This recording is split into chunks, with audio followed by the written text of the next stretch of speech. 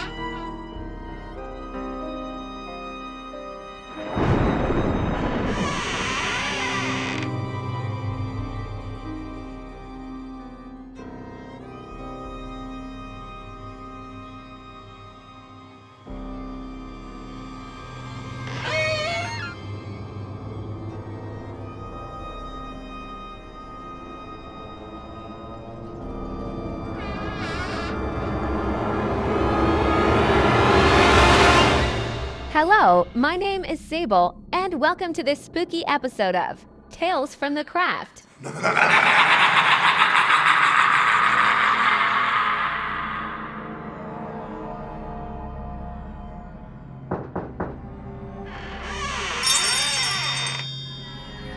Hello? Is anyone here? Greetings, and welcome to Sable's Super Scary Storytellers.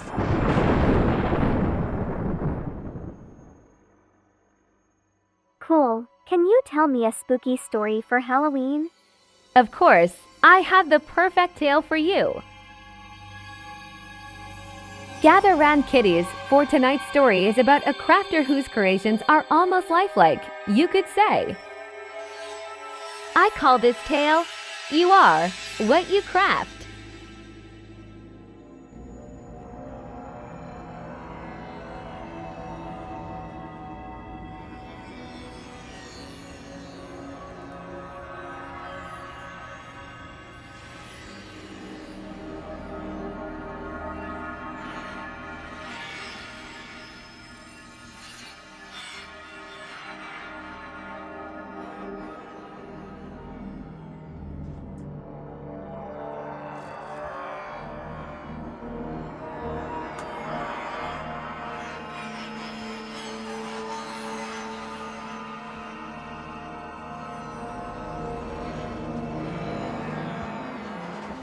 Hey there everyone, in this video I'll be making a pumpkin head for a Halloween costume. Originally I was going to use someone else's template for this, but I couldn't find anything the right size and shape that I wanted. So that means I'll be making this template myself first. To do that, I'll be using some cardboard and some duct tape. I started by tracing the front and side profile of my head onto cardboard. Once I had those traced out, I could then figure out the size and shape of the pumpkin, and drew that out. With those cut out, I then taped them together and started adding more cardboard to flesh out the shape of the pumpkin.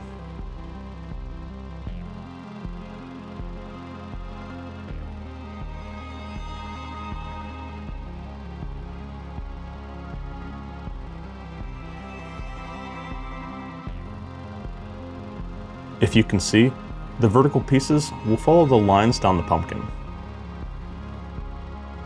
You can see it taking shape here with all these pieces.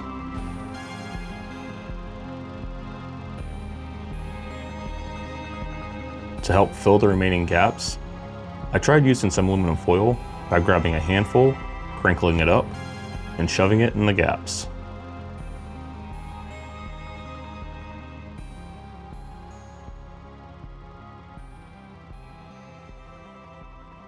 So I kinda ran out of aluminum foil to fully flesh out all those bumps in the pumpkin.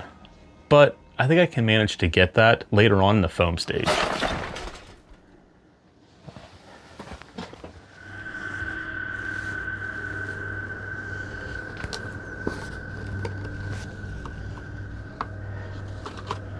Freaking cats.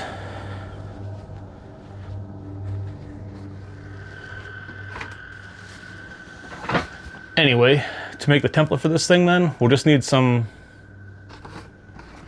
plastic wrap and some duct tape.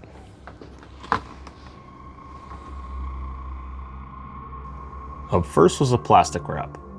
I made sure to wrap this a couple times, just to use the plastic wrap itself to help fill in some of that shape.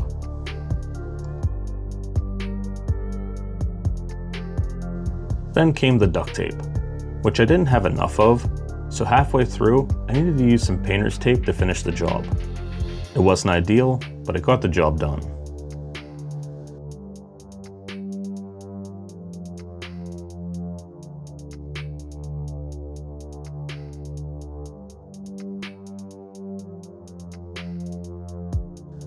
With that all taped up, I then took my marker and traced out the lines in the pumpkin. I did this by feeling for the cardboard lines that I made inside and tracing them out. I also made sure to label these pieces so I knew what order and orientation they went, as this thing's shape wasn't perfectly symmetrical.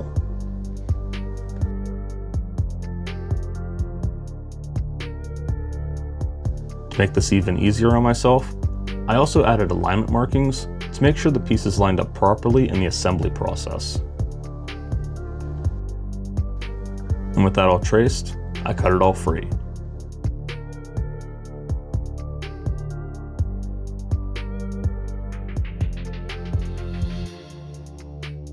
Also, to make sure these strips had the bulge that they should have, I cut them down the center so that they would lay flat in the transfer process to foam, which is coming up next.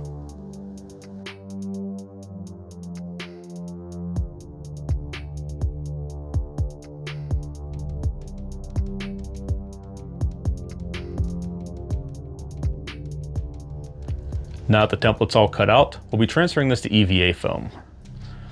I'll be using these rolls here of 5mm foam, and then after that, we'll start working on what's in.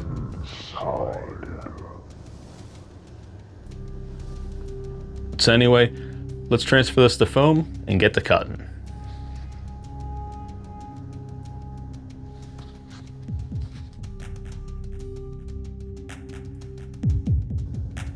I started by tracing every piece out, using a silver marker. These things dry out quick on foam, so I usually find myself going through a couple markers as I do this.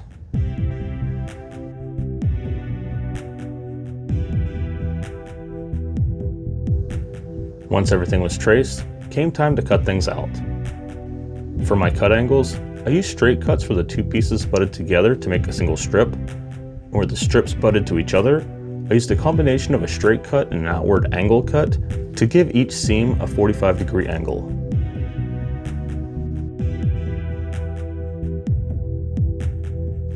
And with everything cut out, came the long process of gluing. As usual with EVA foam, I use weldwood contact cement. You apply this to the joining surfaces, let them dry first, which only takes a few minutes, and then press them together. As you can see, I do this in an assembly line so that when I'm done applying my glue, the side I started with is already dry. I started first by assembling the strips to make it easier to keep things in order.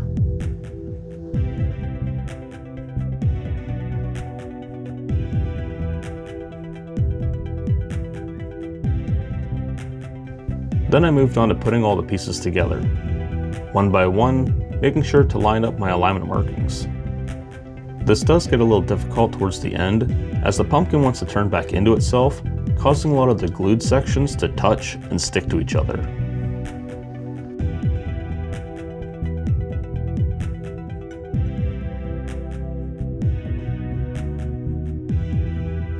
But eventually I got it all done and gave it a test fit.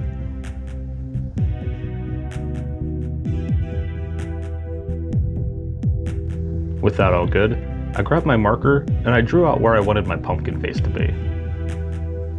I already had an idea of what I wanted after drawing a few ideas beforehand. My idea was to use the mouth as a source of visibility. The wider the smile, the wider my peripheral.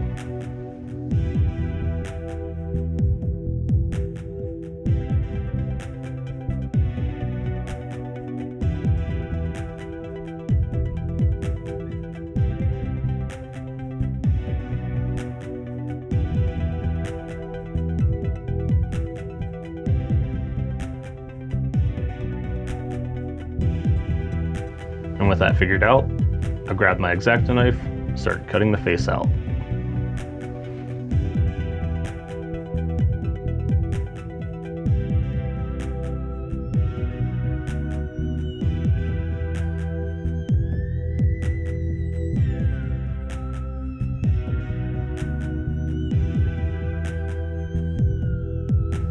Before cutting off the mouth, I defined the teeth a little first, using the surface bumps as a bit of a guide to keep the teeth somewhat symmetrical in count and in placement, and then cut those out too.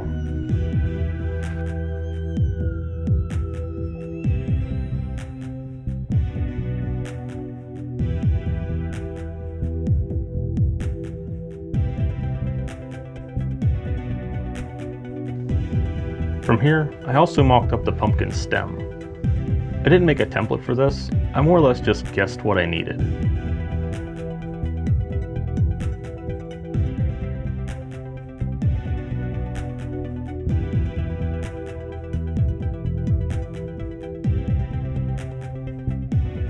And with some contact cement, I pressed it on top. Before I started adding any detail with clay, I wanted to add some foam to where that clay would go first. This will make the face less heavy in the end, and it'll give the clay something to hold on to. I added some foam for the brow, a bridge for the nose, and to the corners of the cheeks.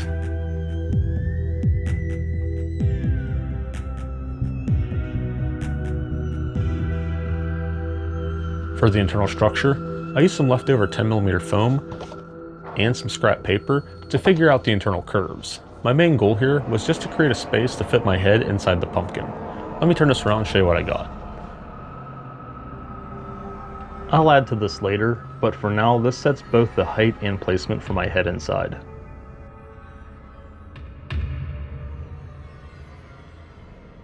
Pretty cool.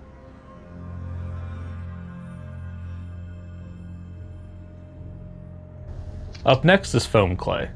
I like to use this stuff for a lot of the facial details on my masks.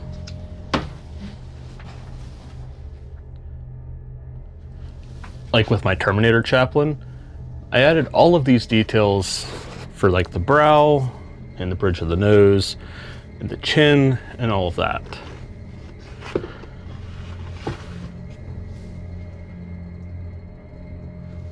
Same with my zombie RoboCop. I used foam clay to create all of the decayed flesh around the face, the cheeks, and around the gums.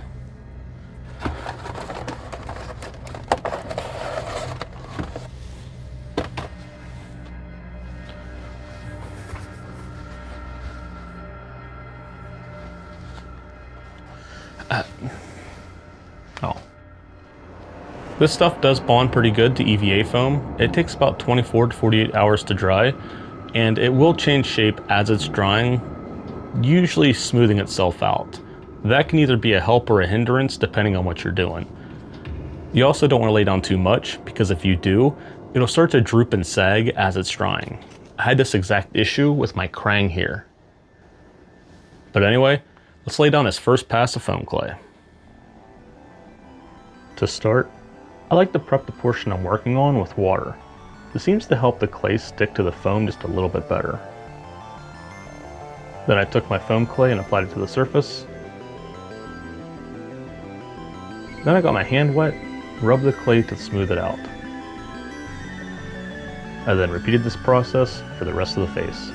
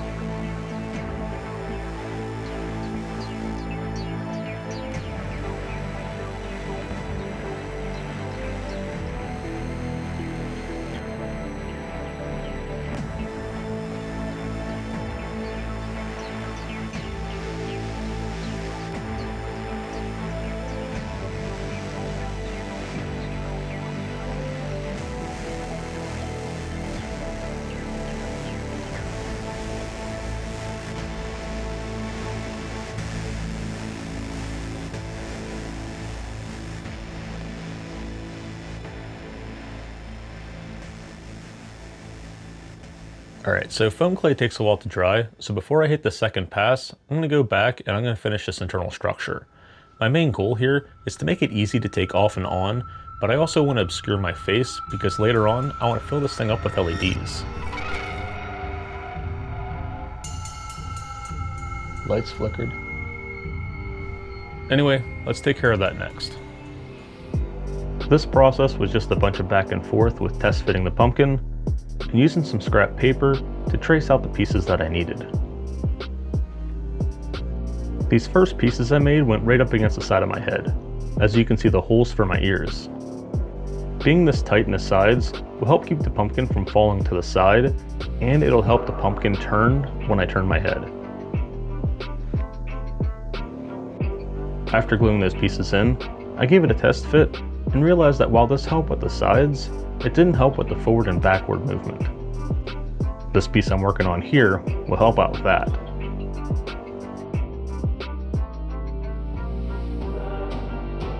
This piece fits snug in front of my forehead and glued around to the outside of the side pieces that I just put on previously. From there, it was just a few small pieces here and there to get the mounting hardware snug. My goal is to make taking this off and on easy, but also to hold it still enough without any straps. And once I was happy with that, I was able to move on to enclosing the inside of the pumpkin. Again, this used more cardstock paper, as I figured out where and how it would fit and bend together to make the internal shape that I needed. Just using layers of paper and taping it all together. Once I had what I needed, I then pulled it out to transfer it to foam.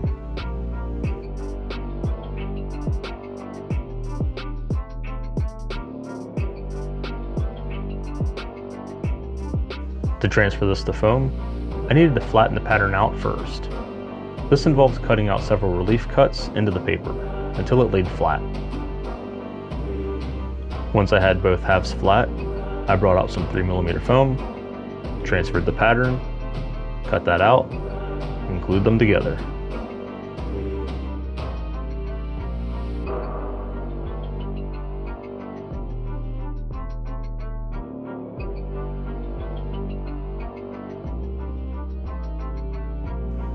And with all that good to go, I coated the contact points with cement and shoved the giant piece of foam into the pumpkin's mouth, lining it up and pressing it into place.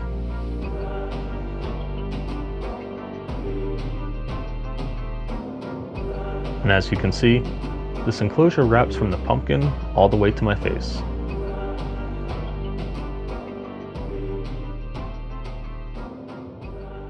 Alright, finally moving on to the final phase of foam clay. This will be layer 2. Really you can go as many layers as you want, but I only need a second layer for this. This will mostly just be to smooth out some seams, add some extra details, and all that fun. It is a little tedious and might also drive you crazy.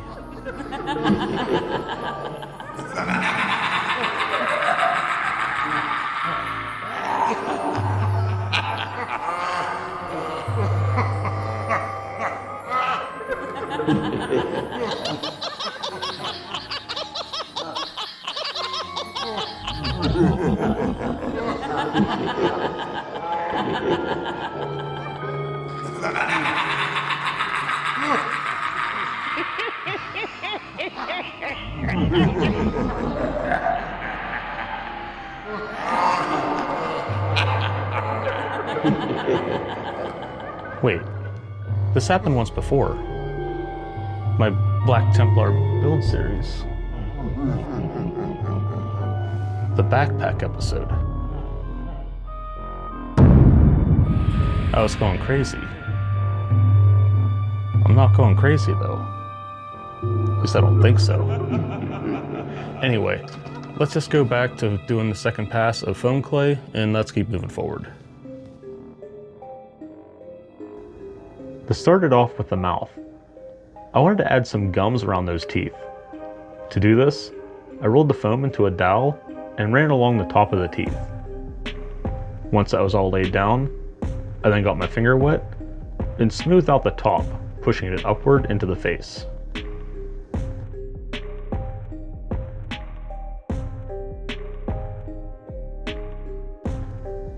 I also added a little bit more to the nose to make that bridge just a little bit more pronounced. Then I moved on to the cheeks. I mainly wanted to add some wrinkles around the corners of the mouth, leading up to those cheeks to really sell that sinister look.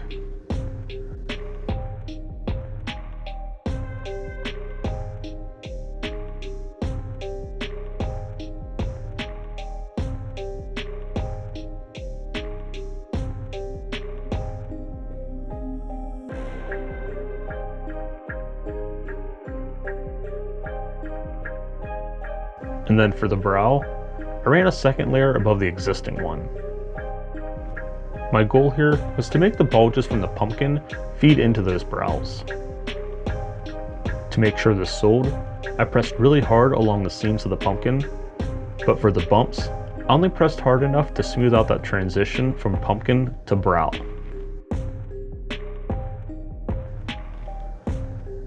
I then finished off the face with the bottom teeth, doing the same thing that I did previously to the top gums.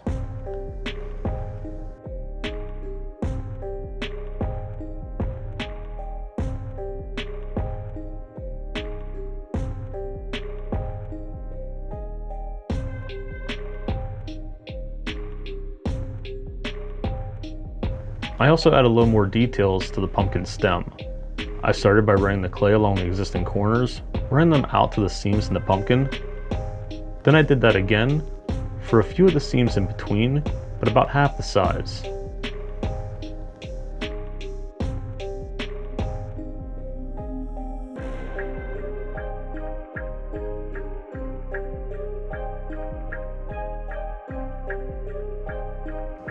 The second pass of foam clay is looking pretty good.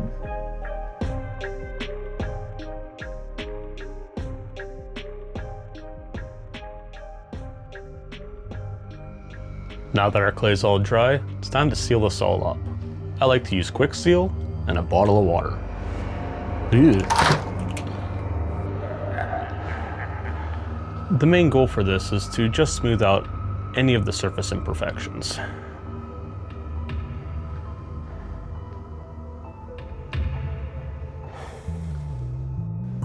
My main focus on this will be the seams in the pumpkin, along with the edges of the foam clay where it's meant to blend into the pumpkin. I started by laying down several layers of sealer, wetting my hand, and smoothing the sealer out. This is a messy process, and I like to use gloves here, although they don't always help.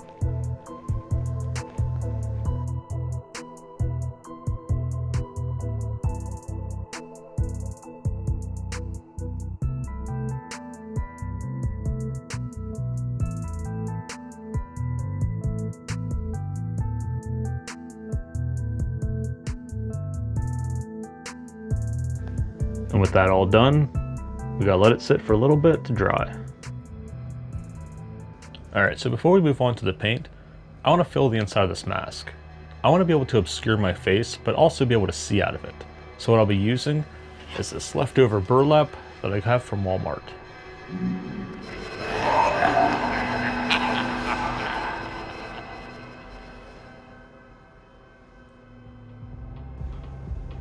This was kind of the same process before with the enclosure, except this time it was a little easier. Mostly because in this case, I can just overlap the burlap and it won't hurt anything. I just lay down a section, glue it down, lay down another, glue it down, and so on. Later, I'll be able to blend these layers in with some Mod Podge. And just as long as I only have one layer in front of my face, visibility won't be a problem.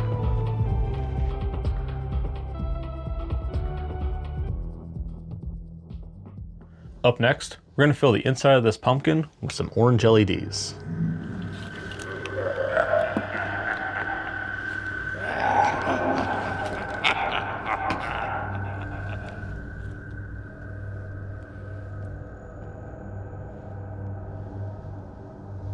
Lights went out again.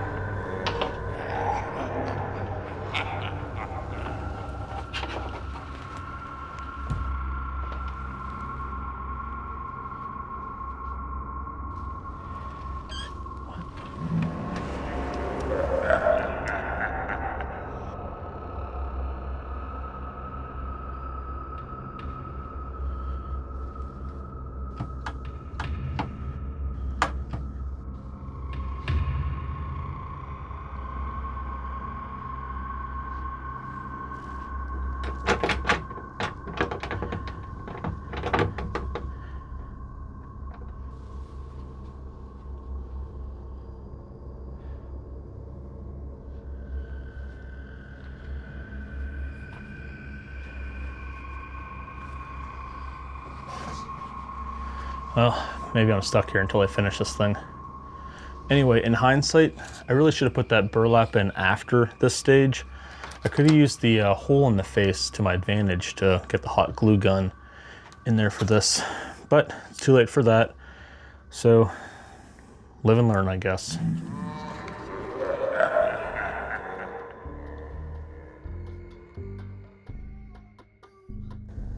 This was an insanely slow process. Because I was using hot glue, I had to glue this strip one LED at a time. I was able to speed up the process a little by licking my finger and pressing the drop of hot glue. This helps supercool the glue enough that it won't run, and so the LED wouldn't come loose, allowing me to move quickly onto the next LED in the strip.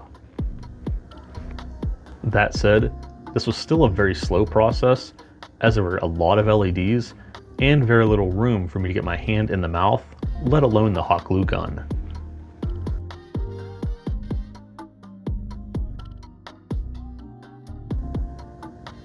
But with enough patience, I got it all in, and the orange LEDs lit up that burlap really nice.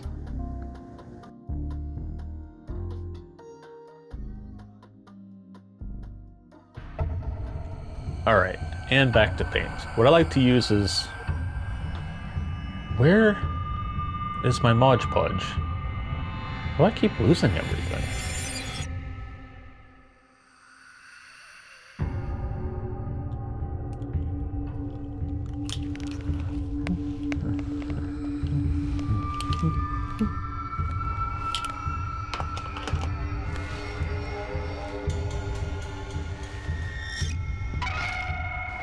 Oh, here it is.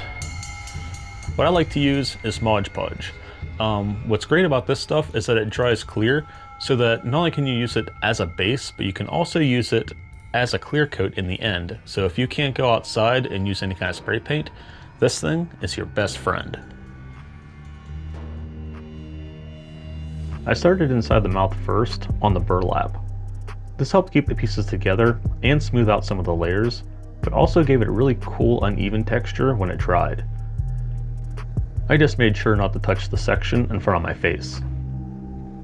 Once that was done, I then moved on to the outside, laying down a thick layer over the whole thing.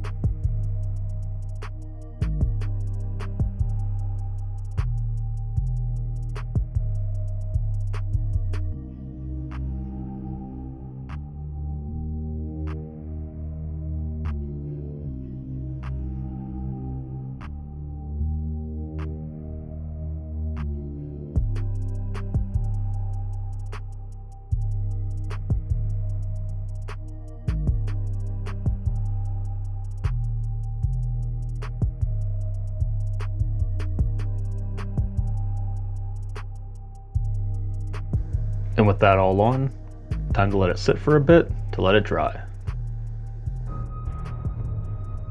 Okay, Mod Podge is all dry, time to start painting.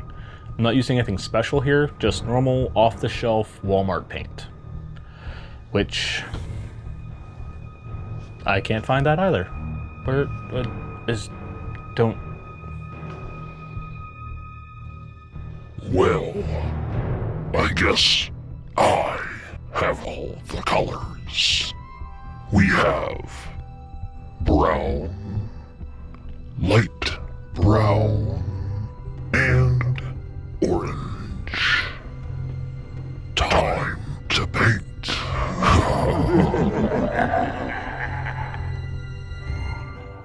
My first base color is this dark brown. I had to lay it down thick and heavy because I needed it to fill every crack and crevice, because every color after this will only be on the top higher surfaces.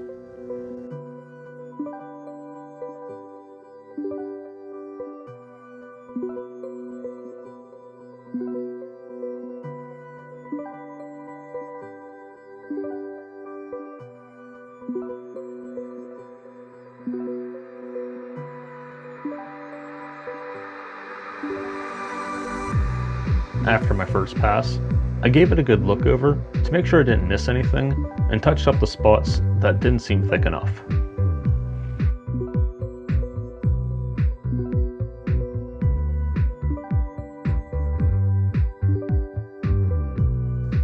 For the stem, I just used a lighter brown and only hit the corners and high spots using a dry brush technique.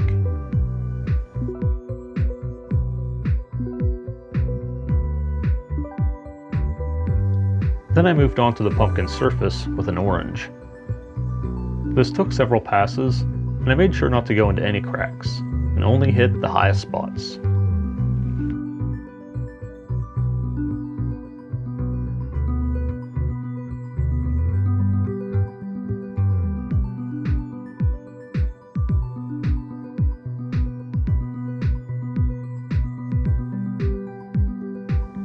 For the final pass of orange, I used the sponge to help blend in my previous passes, trying to keep the heavy concentration in the center of each section and fading things out towards the edge.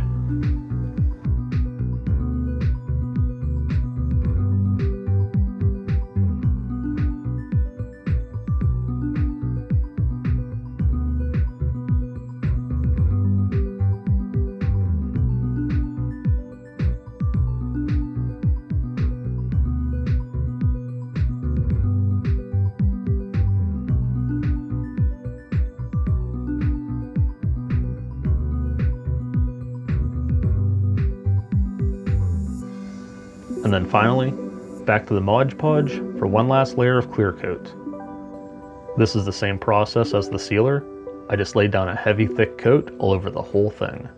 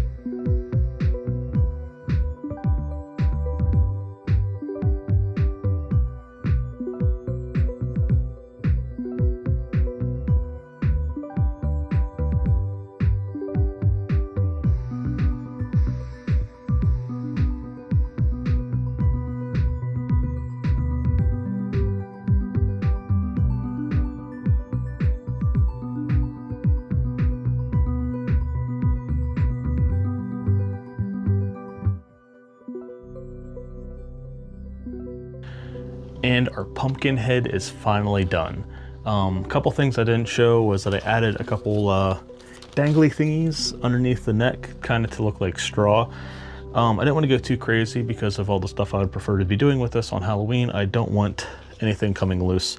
So it's mostly just fabric and some really thin foam. Other than that, nothing very special. But detail-wise, I think it turned out pretty cool. It's maybe a little bigger than I wanted, but I think it looks pretty awesome. So I think we should try this on.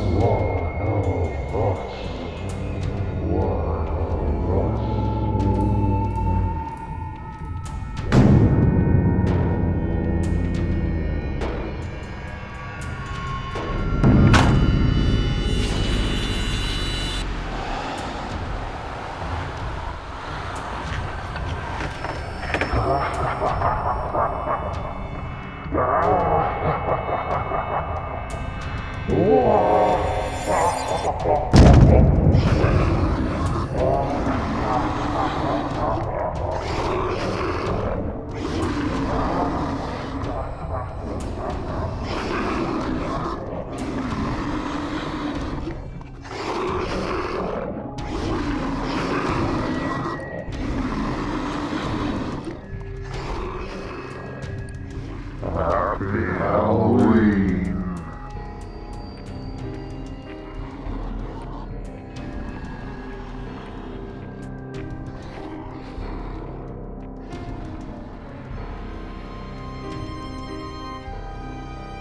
And that's our tale for tonight, kiddies. You could say he was consumed by his work. Or maybe he put too much of himself into his crafts. Sable, that story didn't make any sense. Are the other costumes alive? Who was that monster? Did Sean turn into a costume? Are the other costumes Sean too? Or are they other crafters? Hey, give me a break.